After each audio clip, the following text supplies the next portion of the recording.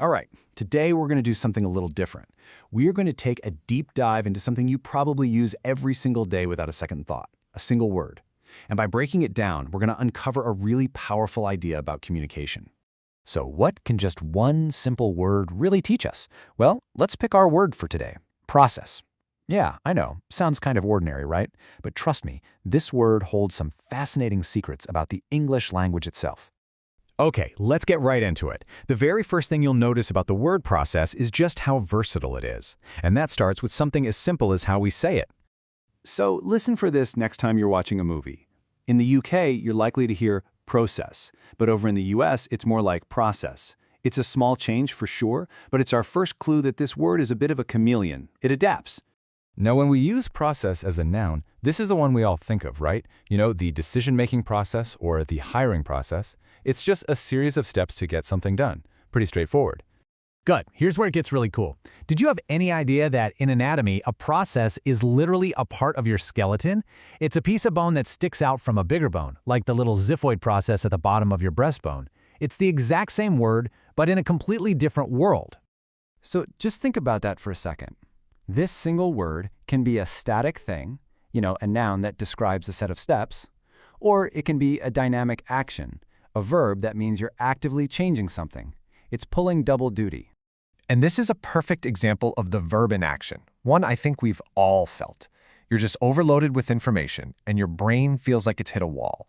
You literally can't process it all. That's the word as an active mental verb. So you might be wondering, why are we spending so much time on this one word? Well, I promise, we didn't just pick process out of a hat. This word is actually part of a very exclusive, very special club. We've seen that it's got these different meanings. It can be a noun and a verb. But there's a much deeper reason this word is so important for communication. You ready for the big reveal?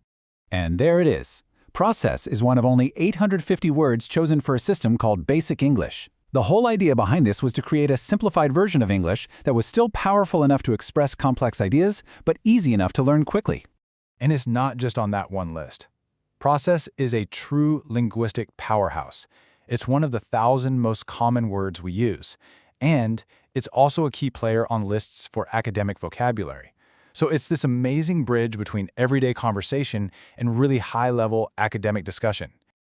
Okay, let's zoom out and look at the bigger picture. Our one word, process, is really just one little tool inside a much larger toolkit, a toolkit designed to explain pretty much the entire world. This number, 850, is the key to the whole thing. The entire system is built on just this core set of words. The thinking was, if you master these 850 words, you can express almost any idea you can think of, and do it with total clarity. And that was the ultimate goal, to find those core essential words and build a system that was both simple and incredibly powerful, a system that could act as a bridge between different cultures, making clear communication possible for everyone, everywhere. So, what does this all mean for you? What's the big takeaway from our deep dive into the word process? Let's wrap this all up.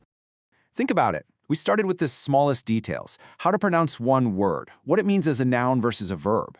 And by pulling on that one little thread, we uncovered this huge, ambitious system designed for global understanding. It just goes to show you even the smallest pieces of language can be part of a much bigger mission. And that kind of leaves us with one final question to chew on. What if the key to being a better communicator isn't about learning more words or fancier words? What if it's just about really, truly mastering the right ones?